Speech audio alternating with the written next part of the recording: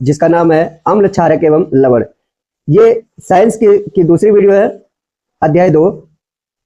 और तो आइए फटाफट हम इसको शुरू करें। इस पूरी वीडियो को देखना आपका अनिवार्य है ताकि आपका पूरा रिवीजन हो पाए। तो देखिए, सबसे पहले हम जानते हैं अम्ल के भौतिक गुण, उसके बाद जानेंगे क्षार के भौतिक गुण। क्षार को भस्म भी कहा जाता है। तो अम्ल के भौतिक गुण की अगर चर्चा करें तो अम्ल स्वाद में खट्टा होता है, नीले लिटमस को लाल कर देता है, जलीय विलयन में हाइड्रोजन प्लस आयन होते हैं और जलीय विलयन में विद्युत का ये चालन करता है। अब देखिए नीला लिटमस क्या होता है। लिटमस एक लाइकेन नाम के पौधे से बनाए जाने वाला सूचक है। सूचक क्या होता है कि वह पदार्थ जो अम्ल या लवण की पहचान कराता है उसे सूचक कहते हैं। क्षार के भौतिक गुण, क्षार यानी कि भस्म के भौतिक गुण की अगर बात करें, ये स्वाद में कड़वा होता है और ये लाल लिटमस को नीला कर देता है और जल के विलयन में हाइड्रोक्साइल यानी कि OH- आयन देता है। जलीय विलयन में विद्युत का यह भी चालन करता है। तो ये लेकिन इसमें थोड़ा स्लो करता है, धीमा होता है। अम्ल के रासायनिक गुण की अगर बात करें तो अम्ल के रासायनिक धातु के साथ अभिक्रिया करके ये हाइड्रोजन गैस निष्कासित करते हैं, यानी कि हाइड्रोजन गैस को छोड़ता है। धातु कार्बोनेट हाइड्रोजन कार्बोनेट के साथ अभिक्रिया करके कार्बन डाइऑक्साइड निष्कासित करता है और कुछ धातु ऑक्साइड अम्ल के साथ अभिक्रिया करके लवण और जल बनाते हैं। इसके बाद देखिए क्षार के रासायनिक गुण की बात करते हैं तो क्षार यानी कि भस्म धातु के साथ अभिक्रिया कर हाइड्रोजन गैस मुक्त करता है। क्षार अम्लीय ऑक्साइड के साथ अभिक्रिया करके लवण बनाता है।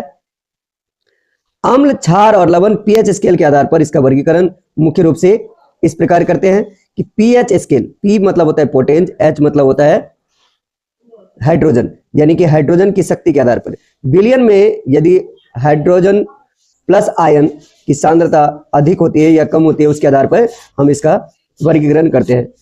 यदि पीएच स्केल पे मान है 7, इसका मतलब वो क्या है, उदासीन विलयन है।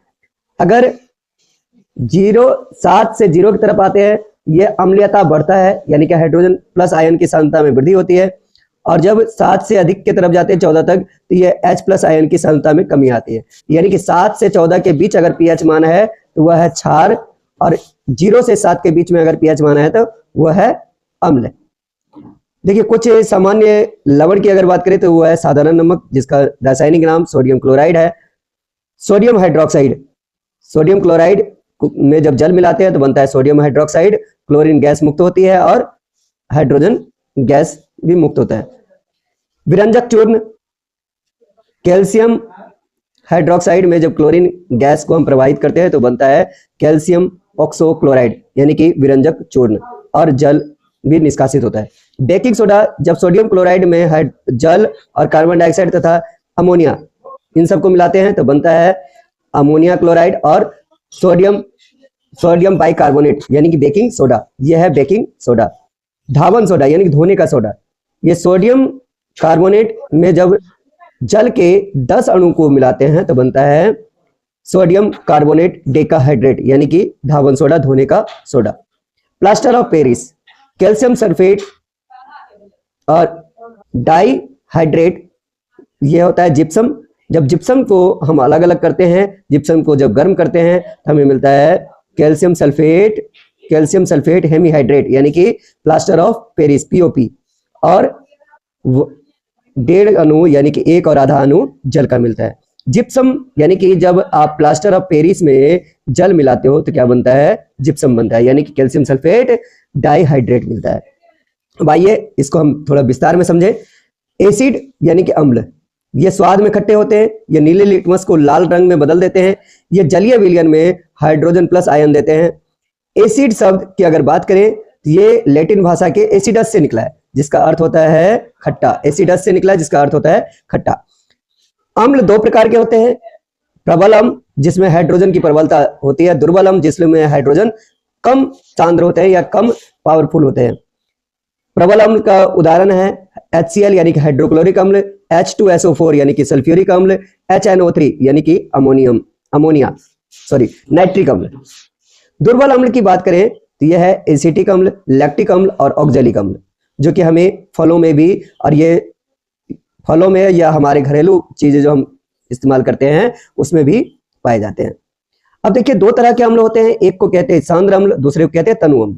सांद्र अम्ल वह होता है जिसमें अम्ल अधिक मात्रा में होता है जबकि जल बहुत ही कम मात्रा में होता है या ना के बराबर होता है। तनु अम्ल जिसमें अम्ल थोड़ी मात्रा में होता है जबकि जल अधिक मात्रा में होता है।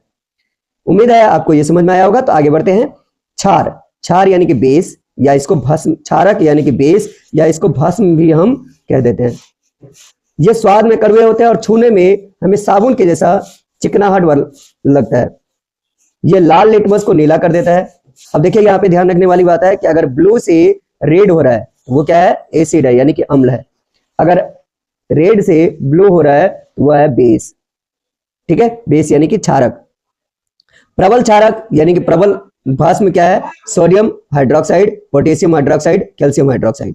और दुर्बल क्षारक है अमोनियम हाइड्रोक्साइड। देखिए क्षार यानी कि एल्कली, क्षार क्या होता है कि अम्ल में घुलनशील क्षारक को क्षार कहते हैं, यानी कि वह भस्म जो जल में घुल जाते हैं उसे क्षार कहा जाता है। सोडियम हाइड्रोक्साइड, पोटेशियम हाइड्रोक्साइड और मैग्नीशियम हाइड्रोक्साइड ये क्षार के उदाहरण हैं। लवण, लवण क्या होता है, अम्ल और क्षारक की परस्पर क्रिया से जो हमें प्राप्त होता है वह है लवण और जल। जैसे कि उदाहरण के लिए sodium chloride plus potassium chloride. सूचक, अब एक नया शब्द है हमारे सामने, सूचक यानी कि इंडिकेटर। इंडिकेटर क्या करता है, किसी चीज को बताता है। सूचक किसी दिए गए विलयन में अम्ल या क्षारक की उपस्थिति दर्शाते हैं। इनका रंग या गंध अम्लीय या क्षार के माध्यम में बदल जाता है। सूचक तीन प्रकार के होते हैं, प्राकृतिक सूचक, कृत्रिम या संश्लेषित सूचक और गंधीय सूचक। प्राकृतिक सूचक क्या होते हैं कि ये पौधों में पाए जाते हैं, जैसे लिटमस, लाल पत्ता गोभी, हाइड्रेंजिया फूल, पौधे के फूल, हल्दी या गुड़हल के फूल यानी कि हिबिस्कस जो होता है। कृत्रिम सूचक ये रासायनिक पदार्थ है, जैसे मेथिल ऑरेंज, फिनाल्फथेलिन। इसको आप कहाँ पे बना सकते हैं, यानी कि इसको कहाँ पे बनाया जाता है, हमारे लैब में यानी कि प्रयोगशाला में। गंधीय सूचक इन पदार्थों की गंध अम्लीय या क्षारक माध्यम में बदल जाते हैं, जैसे वेनिला, प्याज, लौंग का तेल इत्यादि। अब देखिए यहाँ पे सूचक के कुछ उदाहरण दिए हुए हैं और इसके ये क्या कैसा सूचक कैसा बताता है। देखिए जैसे लिटमस, तो लिटमस अगर नीला है तो अम्ल में लाल हो जाएगा, और लाल लिटमस है तो वो क्षार में नीला हो जाएगा, क्षारक में नीला हो जाएगा। लाल पत्ता गोभी का रस, ये अम्ल इस पे अगर डालेंगे ये लाल हो जाएगा, और अगर क्षारक डालेंगे तो हरा हो जाएगा। हल्दी अम्ल से कोई बदलाव नहीं होता, लेकिन जब आप उस पे भूरा लाल, जब आप उस पे साबुन या कुछ क्षारकीय चीज डालेंगे तो वो भूरा लाल होता है। हाइड्रेंजिया के फूल का रस, जब आप इस पे वो डालेंगे, क्या अम्ल डालेंगे तो वो नीला हो जाएगा, और अगर क्षारक डालेंगे तो गुलाबी हो जाएगा।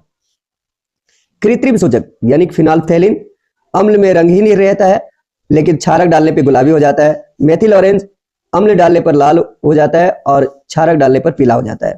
प्याज का रस बहुत ही तीक्ष्ण गंध, बहुत ही कम गंध आता है, लेकिन क्षारक डालने पर कोई गंध नहीं होता है। वेनिला समान गंध रहती है, यानी कि गंध में कोई परिवर्तन नहीं होता है, और जब आप उसमें क्षारक मिला दोगे तो उसमें उसका गंध ही खत्म हो जाएगा। लौंग का तेल अम्ल अगर उस पर डालेंगे तो समान गंध रहेगा, जैसे लौंग का तेल है वैसा ही गंध रहेगा, लेकिन अगर क्षारक डाल देंगे तो उसका गंध गायब हो जाएगा। अम्ल एवं क्षारकों के रासायनिक गुण, अम्ल के साथ जब किसी धातु की अभिक्रिया होती है तो लवण और हाइड्रोजन गैस मुक्त होता है, जैसे कि हाइड्रोक्लोरिक अम्ल प्लस जिंक क्या बनाता है, जिंक क्लोराइड, और हाइड्रोजन गैस मुक्त होती है। इसी तरीके से जब क्षार की धातु के साथ अभिक्रिया होती है तो लवण और हाइड्रोजन गैस मुक्त होता है, जैसे कि सोडियम हाइड्रोक्साइड प्लस जिंक यह बनाया सोडियम जिंकेट और प्लस हाइड्रोजन गैस मुक्त होती है। पॉप टेस्ट, यह हाइड्रोजन है या नहीं है इसको चेक करने के लिए टेस्ट किया जाता है। तो जब आप हाइड्रोजन गैस से के पास जलती हुई मोमबत्ती ले जाएंगे तो इससे पॉप की ध्वनि उत्पन्न होती है। इस टेस्ट को हाइड्रोजन की उपस्थिति दर्शाने के लिए किया जाता है। धातु कार्बोनेट तथा धातु बाइकार्बोनेट की अभिक्रिया, अम्ल के साथ जब धातु कार्बोनेट की क्रिया होती है तो लवण और जल कार्बन डाइऑक्साइड प्राप्त होता है, लवण कार्बन डाइऑक्साइड और जल प्राप्त होता है, जैसे सोडियम क्लोराइड, सोडियम कार्बोनेट क्या बना, sodium chloride plus carbon dioxide plus जल। इसी तरीके से अम्ल के साथ जब धातु बाइकार्बोनेट करते हैं तब भी वही होता है, लवण कार्बन डाइऑक्साइड और जल। क्षारक के साथ धातु कार्बोनेट या बाइकार्बोनेट की कोई अभिक्रिया नहीं होती है। अब इससे जो आपको कार्बन डाइऑक्साइड मिला उसको कैसे आप जांच करेंगे, तो जो इस तरीके से आपके पास कार्बन डाइऑक्साइड बना उसको चूने के पानी में अगर प्रवाहित करेंगे तो चूने के पानी का रंग दूधिया हो जाएगा। जैसे कैल्शियम हाइड्रोक्साइड में अगर आप कार्बन डाइऑक्साइड मिलाते हैं तो आपको सफेद अवक्षेप मिलता है, यानी कि कैल्शियम कार्बोनेट प्लस जल। अधिक मात्रा में कार्बन डाइऑक्साइड अगर प्रवाहित करते हैं तो उससे क्या मिलता है, कैल्शियम कार्बोनेट में जब जल तो है ही मिला हुआ, अब कार्बन डाइऑक्साइड अगर ज्यादा आप देते हैं तो ये हो जाता है जल में घुलनशील CaHCO3 कैल्शियम हाइड्रोजन कार्बोनेट। अम्ल एवं क्षारक की अगर आपस में अभिक्रिया हो तब क्या होता है कि अम्ल और क्षारक के मिलने से लवण और जल बनता है। जब अम्ल द्वारा क्षारक का प्रेक्षित प्रभाव, यानी कि जब अम्ल और क्षारक की अभिक्रिया होती है तो क्षारक द्वारा अम्ल का प्रभाव समाप्त हो जाता है और इसका परिणाम क्या होता है, लवण और जल प्राप्त होता है। इस तरह की अभिक्रिया को उदासीनीकरण अभिक्रिया कहते हैं। उदाहरण के लिए सोडियम हाइड्रोक्साइड प्लस हाइड्रोक्लोरिक अम्ल, यानी कि यह है आपका क्षार और यह है इसका आपका अम्ल, तो दोनों मिलकर क्या बना, लवण और जल। ध्यान रखना है इसमें कि प्रबल अम्ल और दुर्बल क्षारक जब मिलता है तो अम्लीय लवण बनता है। दुर्बल अम्ल और प्रबल क्षारक होगा तो क्षारीय लवण बनेगा। प्रबल अम्ल और प्रबल क्षारक जब मिलेगा तो उदासीन लवण बनेगा। दुर्बल अम्ल और दुर्बल क्षारक जब मिलेगा तो उदासीन लवण बनेगा। अम्लों के साथ धात्विक ऑक्साइडों की अगर अभिक्रिया होती है तो क्या होता है कि धात्विक ऑक्साइड प्लस अम्ल ये मिलके बनते हैं लवण और जल। जैसे कैल्शियम ऑक्साइड प्लस हाइड्रोक्लोरिक अम्ल ये मिलके बनाते हैं कैल्शियम क्लोराइड प्लस जल। धात्विक ऑक्साइड की प्रवृत्ति कैसी होती है, तो क्षारीय होती है, क्योंकि ये अम्ल के साथ क्रिया करके लवण और जल बनाते हैं। उदाहरण के लिए यह calcium oxide plus magnesium oxide. अधात्विक ऑक्साइड के क्षारकों के साथ अभिक्रिया, अधात्विक यानी कि जो अधातु है उसके ऑक्साइड के क्षारकों के साथ अभिक्रिया जब होती है तो क्या बनता है, ये लवण और जल बनता है। अधात्विक ऑक्साइड की प्रकृति कैसी होती है, अम्लीय होती है। क्योंकि अधात्विक ऑक्साइड जब क्षारक के साथ अभिक्रिया करता है तो लवण और जल बनता है। इससे क्या साबित होता है कि अधात्विक ऑक्साइड क्या होती है, अम्लीय प्रकृति की होती है। अम्ल के साथ अगर अभिक्रिया होती है धातु बाइकार्बोनेट की तो लवण, कार्बन डाइऑक्साइड और जल मिलता है। अम्ल के साथ जब धातु की अभिक्रिया होती है तो लवण और हाइड्रोजन गैस बनता है। अम्ल के साथ धातु हाइड्रोजन कार्बोनेट की अभिक्रिया होती है तो लवण, कार्बन डाइऑक्साइड और हाइड्रोजन गैस मुक्त होती है। अम्ल के साथ जब धातु ऑक्साइड की अभिक्रिया होती है तो लवण और जल बनता है। अम्ल के साथ जब क्षार की अभिक्रिया होती है तो लवण और जल बनता है। इसी तरीके से क्षार की अभिक्रिया की अगर बात करें तो क्षार के साथ जब धातु को मिलाते हैं तो लवण और हाइड्रोजन गैस मुक्त होता है। क्षार के साथ जब धातु कार्बोनेट को मिलाते हैं तो कोई अभिक्रिया नहीं होती है। क्षार के साथ जब धातु हाइड्रोजन कार्बोनेट को मिलाते हैं तो इसमें भी कोई अभिक्रिया नहीं होती है, यानी कोई परिवर्तन नहीं होता है। क्षार के साथ जब आप अम्ल को मिलाते हैं तो लवण और जल बनता है। क्षार के साथ जब अधात्विक ऑक्साइड को मिलाते हैं तो लवण और हाइड्रोजन गैस मुक्त होता है। अम्ल और क्षारक में क्या समानता है, यानी कि अम्लों एवं व क्षारकों में समानता है। सभी अम्ल जो होते हैं हाइड्रोजन प्लस आयन उत्पन्न करते हैं, सभी क्षारक हाइड्रोक्साइल आयन उत्पन्न करते हैं। जब कोई अम्ल या क्षारक जल में मिलाया जाता है ये तनुकृत हो जाता है। तनुकृत मतलब इसकी क्षमता कम हो जाती है। जल में मिलाने पर आयन की सांद्रता हाइड्रोनियम या हाइड्रोक्सिल में प्रति इकाई आयतन की कमी हो जाती है। क्षारक तथा अम्ल की प्रबलता, किसी क्षारक या अम्ल की प्रबलता उसके द्वारा हाइड्रोजन प्लस आयन या हाइड्रोक्साइल आयनों की संख्या पर निर्भर करती है। किसी अम्ल या क्षारक की प्रबलता हम एक सार्वभौमिक सूचक द्वारा ज्ञात करते हैं। सार्वभौमिक सूचक यानी कि यूनिवर्सल इंडिकेटर द्वारा प्रदर्शित करते हैं। इसमें अनेक सूचकों का मिश्रण होता है। यह सूचक किसी विलयन में हाइड्रोजन आयन की विभिन्न सांद्रता को विभिन्न रंगों में प्रदर्शित करते हैं। जलीय विलयन में अम्ल और क्षारक, जल की उपस्थिति में अम्ल हाइड्रोजन प्लस आयन उत्पन्न करते हैं। हाइड्रोजन प्लस आयन हाइड्रोनियम बनाते हैं। हाइड्रोजन प्लस जल ये बनाता है हाइड्रोनियम आयन।